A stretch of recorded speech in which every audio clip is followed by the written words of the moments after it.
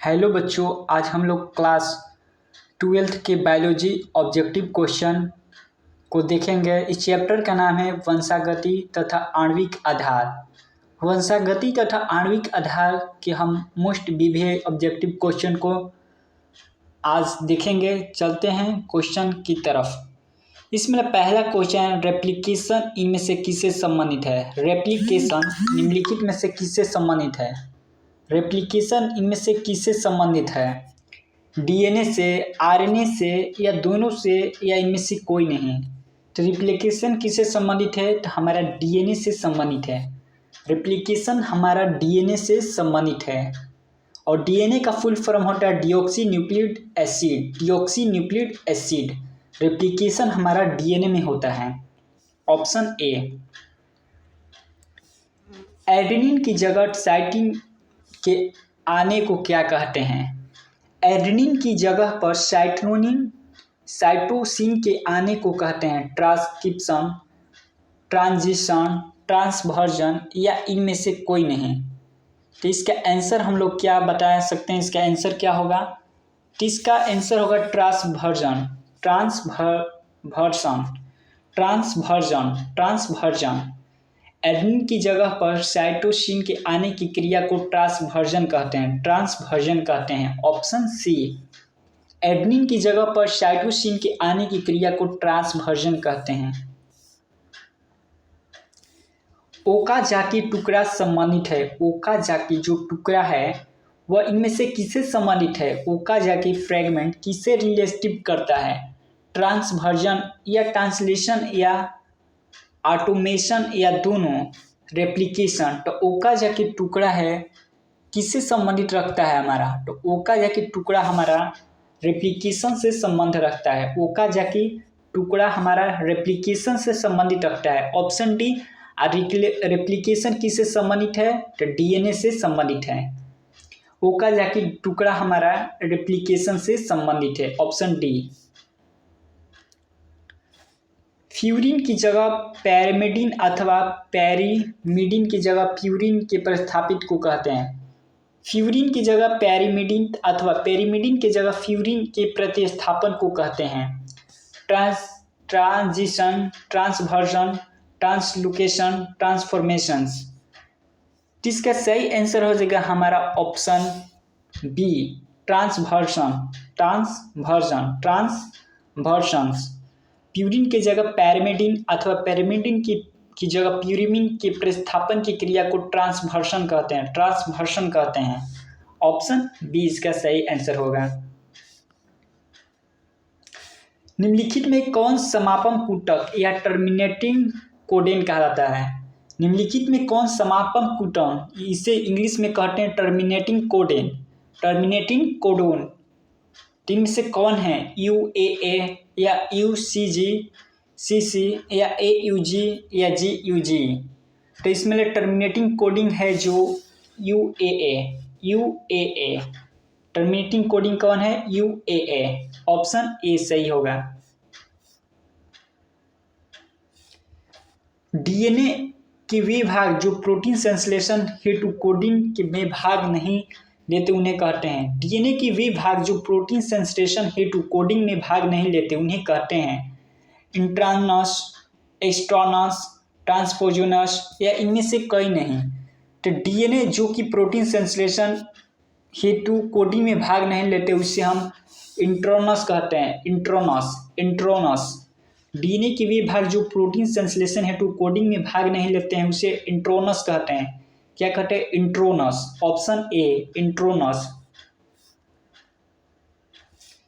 Lack operon एवं tryptophan operon सही ढंग से जीन की क्रियाविधि दर्शाते हैं।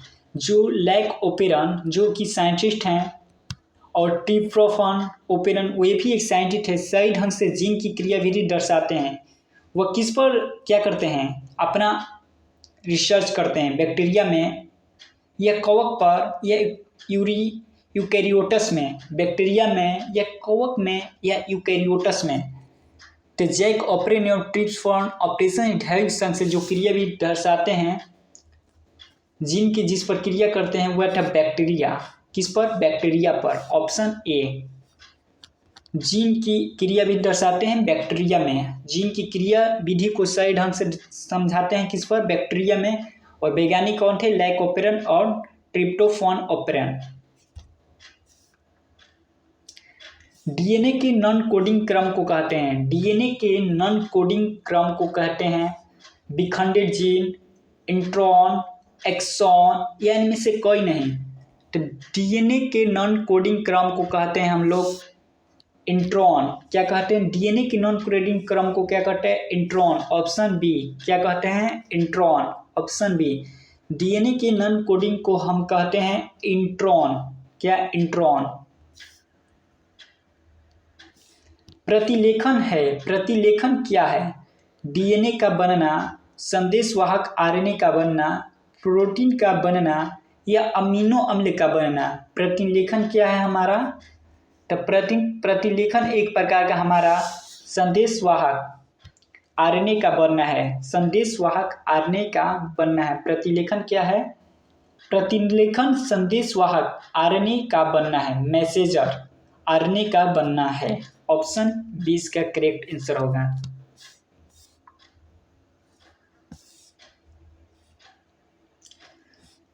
दस नंबर क्वेश्चन कह रहा है रोड कूट की संख्या कितनी है। रोड कूट की संख्या कितनी है, एक है कि दो है, या तीन है, या चार है। तो रोड कूट की संख्या कितनी है, तो रोड कूट की संख्या हमारा हो जाएगा 3। कितना है, 3। रूट कूट की संख्या कितनी हो जाएगी हमारा, 3, जिसे कहते हैं R T M, R T R N M R N A, messenger कहते हैं टी आर एन ए और एन आर एन ए। तो रूट कूट की कितनी संख्या है, तो रूट कूट की हमारी 3 संख्या है। उत्परिवर्तन समानतः कराया जाता है, उत्परिवर्तन सामान्यतः कराया जाता है अल्ट्रावायलेट किरण द्वारा, गामा किरण द्वारा, अल्फा किरण द्वारा, या बीटा किरण द्वारा। जो उत्परिवर्तन कराया जाता है वह एक प्रकार का गामा किरण होती है। क्या होती है, वह गामा किरण होती है। ऑप्शन बी, गामा किरण। गामा किरण के कारण ही सामान्यतः उत्परिवर्तन होता है। गामा किरण के कारण, गामा रे के कारण ही उत्परिवर्तन होता है। डीएनए से संदेशवाहक आरएनए बनने की क्रिया को कहते हैं।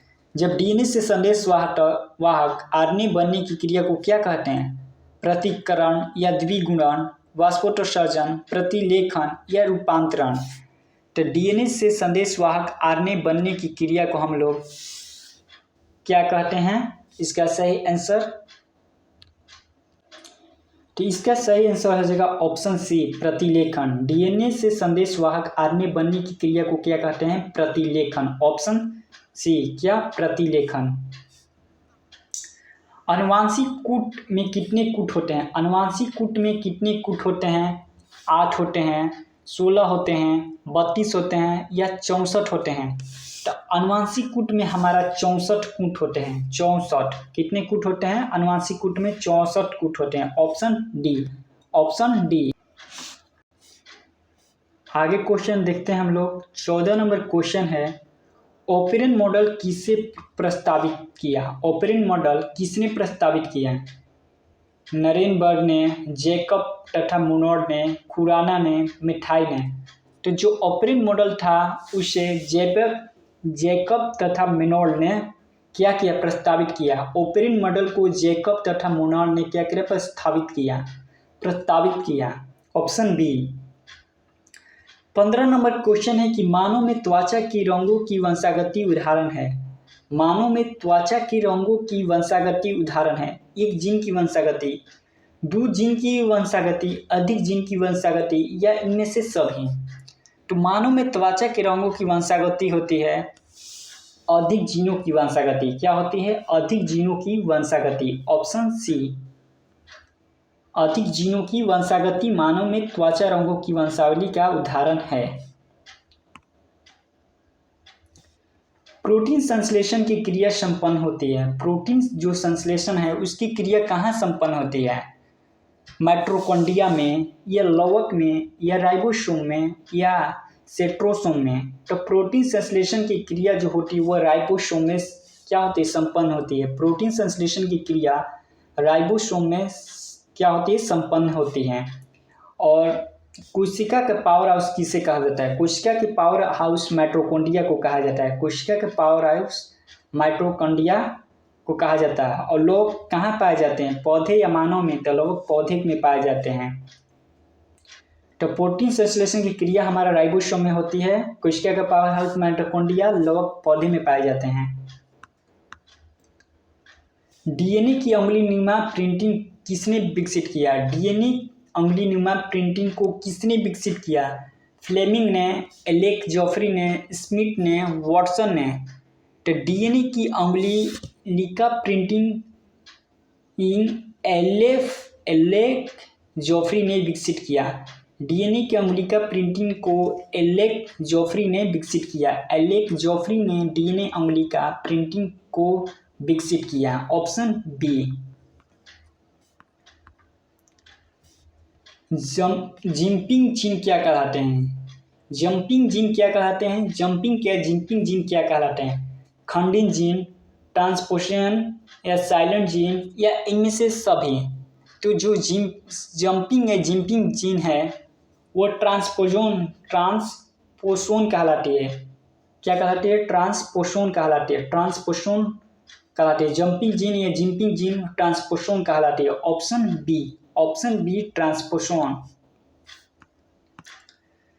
निम्न में से कौन सा श्रृंखला प्रारंभ कोडन है, निम्नलिखित में कौन श्रृंखला प्रारंभ कोडन है, निम्नलिखित में कौन सी श्रृंखला प्रारंभ कोडन है, एयूजी एक प्रकार का प्रारंभ कोडन है। एयूजी एक प्रकार का क्या होता है, प्रारंभ कोडन होता है। Option A. जब किसी उत्परिवर्तन में प्यूरिन के स्थान पर पैरामिडिन प्रतिस्थापित हो जाती है तो इसे क्या कहते हैं, जब किसी उत्परिवर्तन में प्यूरिन के स्थान पर पैरामिडिन प्रतिस्थापित होते हैं तो इसे क्या कहते हैं, ट्रांजिशन, ट्रांसवर्शन, ट्रांसलोकेशन, इन्वर्शन। इसका सही आंसर हो जाएगा हमारा ऑप्शन बी ट्रांसवर्जन। और इस क्वेश्चन को हम लोग पहले इसे देख चुके हैं। जब किसी उत्परिवर्तन में प्यूरिन के स्थान पर पैरामिडिन या पैरामिडिन के स्थान पर प्यूरिन आ जाए तो इसे हम ट्रांसवर्जन कहते हैं। ऑप्शन बी होगा। जंक डीएनए किसको कहा जाता है, जंक डीएनए किसको कहा जाता है, क्रोमिंग क्रम को, नॉन कोडिंग क्रम को, प्रोमोटर जीन को या हिस्टोन प्रोटीन को। तो जो जंक डीएनए है वह हम नॉन कोडिंग क्रम को कहते हैं। जंक डीएनए किसे कहा जाता है, नॉन कोडिंग क्रम को, जंक डीएनए नॉन कोडिंग क्रम को कहा जाता है। ओकाज़की फ्रेगमेंट्स कब बनता है, ओकाज़की फ्रेगमेंट्स कब बनता है, ओकाज़की फ्रेगमेंट्स कौन सा फ्रेगमेंट्स, ओकाज़की फ्रेगमेंट्स कब बनता है, प्रतिलेखन, स्थानांतरण, द्विगुणन या परिक्रमण। तो जो ओकाज़की फ्रेगमेंट्स है वो कब बनता है हमारा, तो द्विगुणन के दौरान। क्या होता है, द्विगुणन के दौरान ओकाज़की फ्रेगमेंट्स का निर्माण होता है। द्विगुणन के दौरान ओकाज़की फ्रेगमेंट्स का निर्माण होता है। प्रोटीन संश्लेषण के अमीनो अम्ल को सक्रिय करने में किसकी आवश्यकता होती है, प्रोटीन संश्लेषण के अमीनो अम्ल को सक्रिय करने के लिए किसकी आवश्यकता होती है, एएमपी को, एडीपी को, जीटीपी को या एटीपी को। तो प्रोटीन संश्लेषण के लिए हमें एटीपी की आवश्यकता होती है। किसकी होती है, एटीपी के, जिसका फुल फॉर्म होता है एडिनोसाइन ट्रिफॉस्फेट। एटीपी का फुल फॉर्म एडिनोसाइन ट्रिफॉस्फेट होता है, जो कि प्रोटीन के अमीनो अम्ल को सक्रिय बनाने के कार्य के रूप में इसकी आवश्यकता होती है। Option D. स्थानांतरण की प्रक्रिया संबंधित है डीएनए संश्लेषण से, आरएनए संश्लेषण से, राइबोसोम संश्लेषण से, प्रोटीन संश्लेषण से।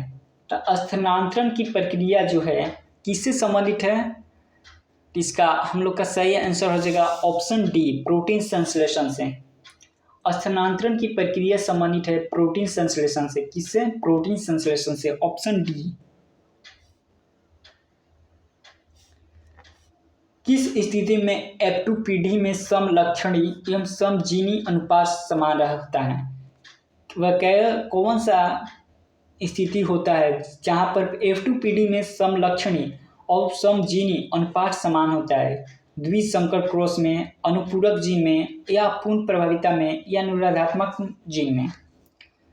जिसका सही आंसर हो जाएगा हम लोग का ऑप्शन सी, अपूर्ण प्रभाविता। अपूर्ण प्रभाविता में F2PD में समलक्षणी होता है और समजीनी भी होता है। का अनुपात क्या होता है? समलक्षणी और समजीनी का अनुपात क्या होता है? समान होता है। उसे हम अपूर्ण प्रभाविता कहते हैं। उसे हम क्या कहते हैं? अपूर्ण प्रभाविता कहते हैं। Option C, option C. Transcription के लिए एंजाइम जरूरी है। ट्रांसक्रिप्शन के लिए एंजाइम कौन सा जरूरी है? डीएनए पॉलीमरेज, या आरएनए पॉलीमरेज, या इंडोन्यूक्लियेज, या इनमें से सभी?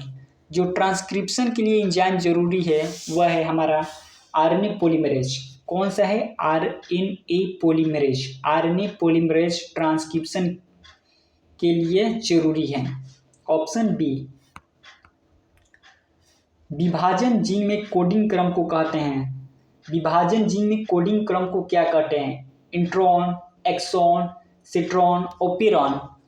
तो विभाजन जीन में कोडिंग क्रम को क्या कहते हैं हम लोग? एक्सॉन कहते हैं। एक्सॉन। विभाजन जीन में कोडिंग क्रम को क्या कहते हैं हम लोग? एक्सॉन कहते हैं। Option B, option B. विभाजन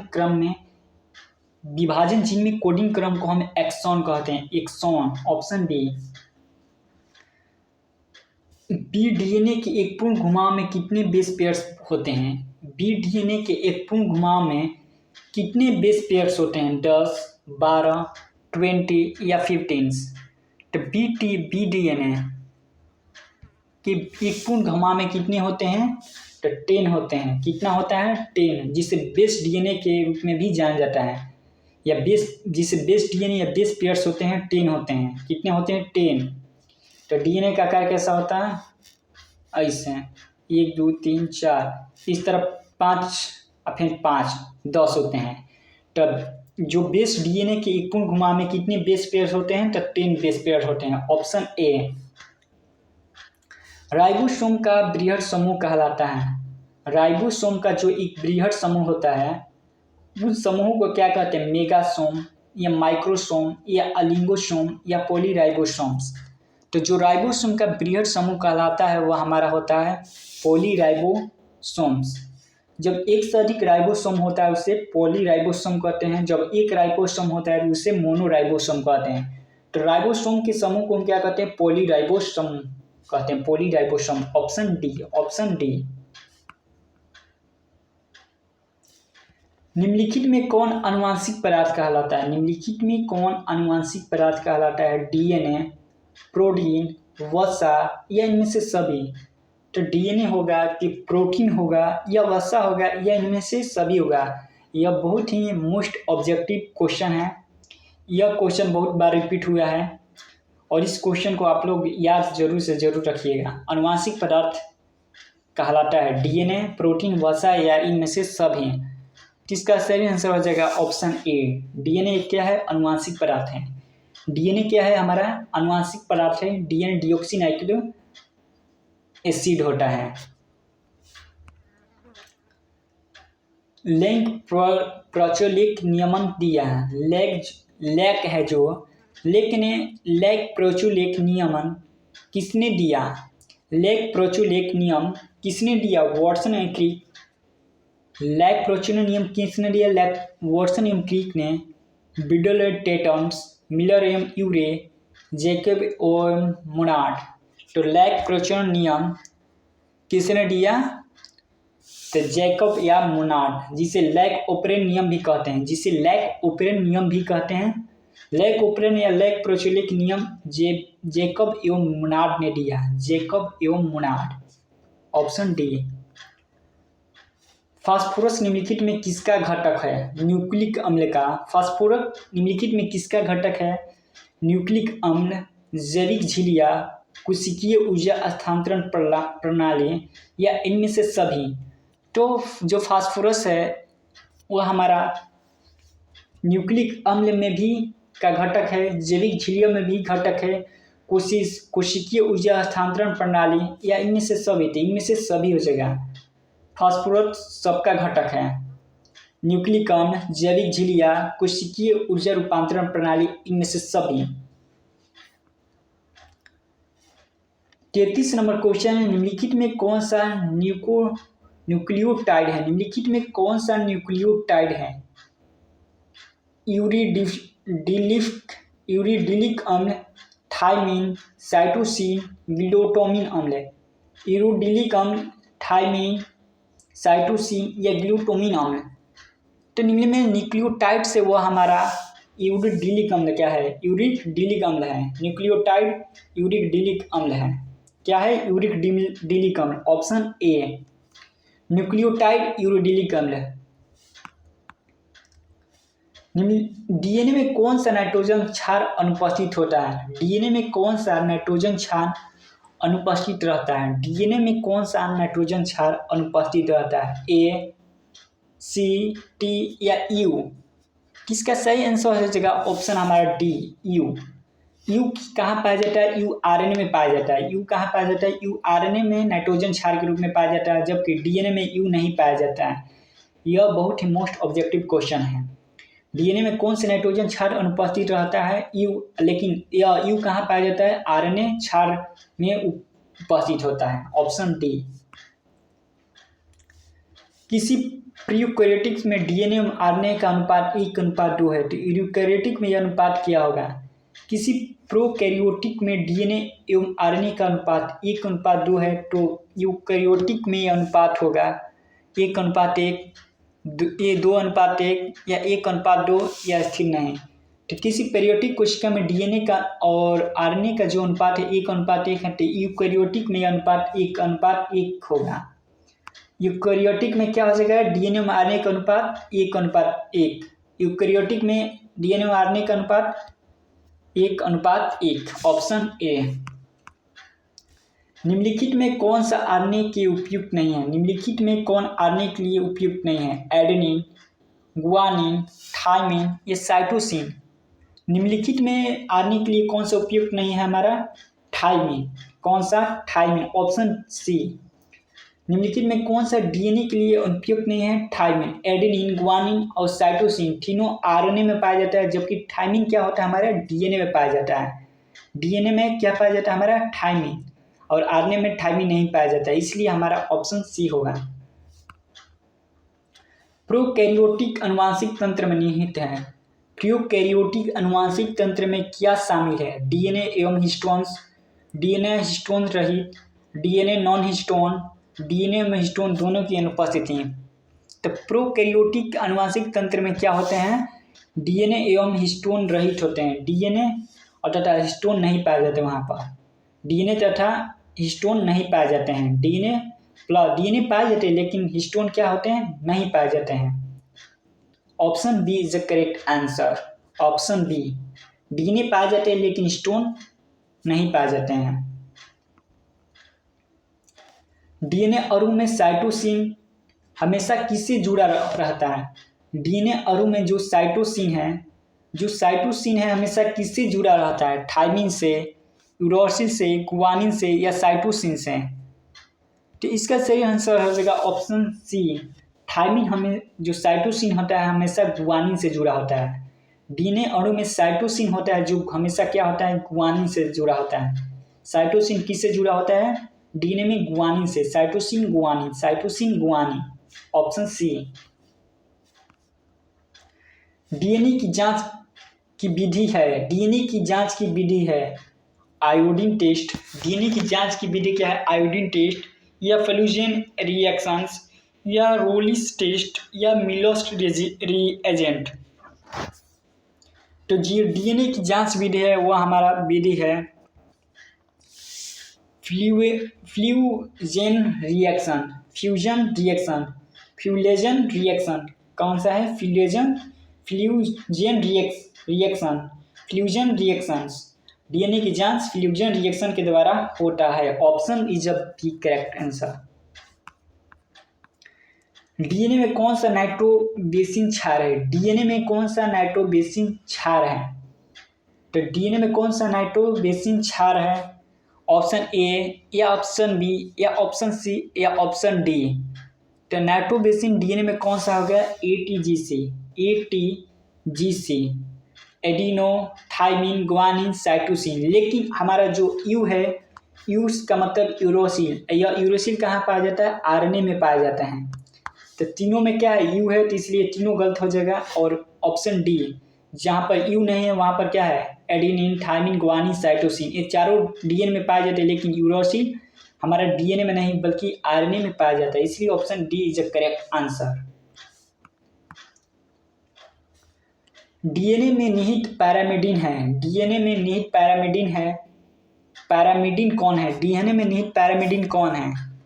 थाइमिन है, थाइमिन एवं साइटोसिन है, तो साइटोसिन एवं ग्वानिन है, एडेनिन या यूरासिल है, या एडेनिन थाइमिन है। तो डीएनए में जो पैरामिडिन होता है, पैरामिडिन में क्या होता है हमारा? तो पैरामिडिन में थाइमिन एवं साइटोसिन होता है। डीएनए में क्या होता है? थाइमिन एवं साइटोसिन, थाइमिन एवं साइटोसिन होता है। डीएनए के पैरामिडिन में थाइमिन एवं साइटोसिन होता है, ऑप्शन ए। डीएनए में जो पैरामिडिन होता है उसमें थाइमिन एवं साइटोसिन होता है। एंटीकोडोन किससे संबंधित है? एंटीकोडोन किससे संबंधित है? TRNA, mRNA, rRNA, genetic RNA. तो एंटीकोडोन किससे संबंधित है? तो एंटीकोडोन हमारा टीआरएनए से संबंधित है। एंटीकोडोन किससे संबंधित है? टीआरएनए। एंटीकोडोन किससे संबंधित है? TRNA. Anticodon tRNA, anticodon tRNA. एक द्विबलीय डीएनए अणु में दो बल का विन्यास होता है। एक मतलब जो डबल स्ट्रक्चर होता है डीएनए का, दो बल का विन्यास होता है। एक मुख्य अक्ष के चारों कुंडली द्वारा, एक मुख्य अक्ष के चारों तरफ कुंडली द्वारा, एक दूसरे के ऊपर कुंडली द्वारा, या विभिन्न रूपों में कुंडली, या प्रोटीन आवरण के ऊपर कुंडली। तो एक जो डिप्लॉयड डीएनए होता है, डिप्लॉयड मतलब डबल जो डीएनए अणु होते हैं उनमें दो बल का विन्यास कैसा होता है? तो एक मुख्य अक्ष के चारों ओर कुंडली द्वारा, एक मुख्य अक्ष के चारों ओर कुंडली द्वारा, ऑप्शन ए। किसी कोशिका में सबसे अधिक पाया जाने वाला आरएनए होता है। किसी कोशिका में सबसे अधिक पाया जाने वाला आरएनए है टीआरएनए, आरआरएनए, एमआरएनए, एनएचटीआरएनए। तो किसी कोशिका में सबसे अधिक पाया जाने वाला जो आरएनए होता है वह हमारा होता है आरआरएनए। कौन सा? आरआरएनए सबसे अधिक पाया जाने वाला आरएनए है। आरएनए हमारी कोशिका में सबसे अधिक पाया जाने वाला क्या है? आरएनए है, ऑप्शन बी। डीएनए अणु प्रति समानांतर होते हैं क्योंकि डीएनए अणु है जो एक दूसरे के क्या होते हैं? प्रति समानांतर होते हैं। एक क्या होता है? एक इस तरह जा रहा है तो दूसरा इस तरह होता है। डीएनए का चित्र बना देते हैं ऐसे कर इस तरह। क्या होता है? एक दूसरे के क्या होता है? विपरीत होता है, प्रति समानांतर होता है। तो इंच बॉन्ड के कारण, या फास्फो हाइपर बंधन के कारण, या डाइसल्फाइड बंधन के कारण, या इनमें से कोई नहीं। तो जो डीएनए अणु होता है वह हमारा फास्फोहाइस्टर बंधन के कारण क्या होते हैं? प्रति समानांतर होते हैं। डीएनए अणु प्रति समानांतर होते हैं क्योंकि फास्फोहाइस्टर बंधन के कारण, फास्फोहाइस्टर बंधन के कारण, ऑप्शन बी। डीएनए खंड जो समान उग्र तथा पथ से कोड को पढ़ता है कहलाता है। डीएनए खंड जो समान उग्र तथा पथ से बाढ़ की कोड को पढ़ता है क्या कहलाता है? पैलियोड्रोमिक डीएनए, पैलियोड्रोमिक डीएनए, या प्लाज्मिक डीएनए, या प्लाज्मिक डीएनए, पूरक डीएनए, या प्रतिलिपि डीएनए। तो जो डीएनए खंड है जो सामान्य उग्र तथा पथ से की कोड को पढ़ता है उसे हम लोग क्या कहते हैं? उसे हम कहते हैं palindromic DNA, palindromic DNA, option A, palindromic DNA, option A. RNA में निहित प्यूरिन है। आरएनए में निहित प्यूरिन है। प्यूरिन क्या होता है? आरएनए में जो प्यूरिन होता है, प्यूरिन में क्या क्या पाया जाता है? ग्वानिन, एडेनिन, यूरेसिल एवं थाइमिन, एडेनिन, साइटोसिन, यूरोसिल एवं ग्वानिन। आरएनए में निहित प्यूरिन है। प्यूरिन में क्या क्या पाए जाते हैं? तो प्यूरिन में हमारा गुआनिन एवं एडेनिन पाए जाते हैं। कौन से पाए जाते हैं? Guanine and adenine. आरएनए में प्यूरिन, आरएनए के प्यूरिन ग्रुप में गुआनिन एवं एडेनिन पाए जाते हैं। आरएनए के प्यूरिन में गुआनिन एवं एडेनिन पाए जाते हैं। Option A, option A. Cytosine एवं गुआनिन के बीच हाइड्रोजन बंध की संख्या कितनी होती है? साइटोसिन एवं गुआनिन बंध के बीच हाइड्रोजन बंधन की संख्या कितनी होती है? तो इसका आंसर हो जाएगा 3 होती है। साइटोसिन और गुआनिन के बीच बंध की संख्या कितनी होती है? हाइड्रोजन बंध 3, 1 2 3। Option B is the correct answer. RNA के लिए कौन सा सही है? आरएनए के लिए कौन सा सही है? आरएनए के लिए कौन सा सही है?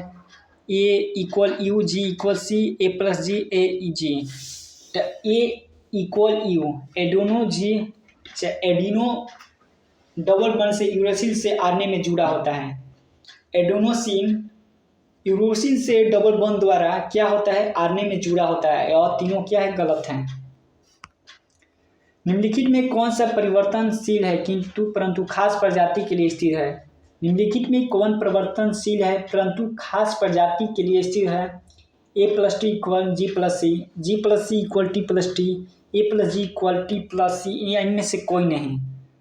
तो इसका सही आंसर हो जाएगा option A, adeno plus thymine equal guanine plus cytosine. Adeno plus thymine equal guanine plus cytosine जो परंतु खास प्रजाति के लिए स्थिर है। परंतु खास प्रजाति के लिए क्या है? ये सब डीएनए क्या होता है? परिवर्तनशील होते हैं, परंतु खास स्थिति में क्या होते हैं? स्थिर होते हैं, चेंज नहीं होते हैं। एडिनोसिन प्लस थायमिन इक्वल क्या होते हैं? Guanine plus cytosine. आज के लिए बस इतना ही मोस्ट ऑब्जेक्टिव क्वेश्चन है, और जहाँ भी गलती होगा वहाँ कमेंट में बताएं इसका आंसर क्या होगा। और वीडियो अच्छा लगा तो लाइक, सब्सक्राइब एवं कमेंट जरूर से जरूर कीजिए। Thanks for watching my video.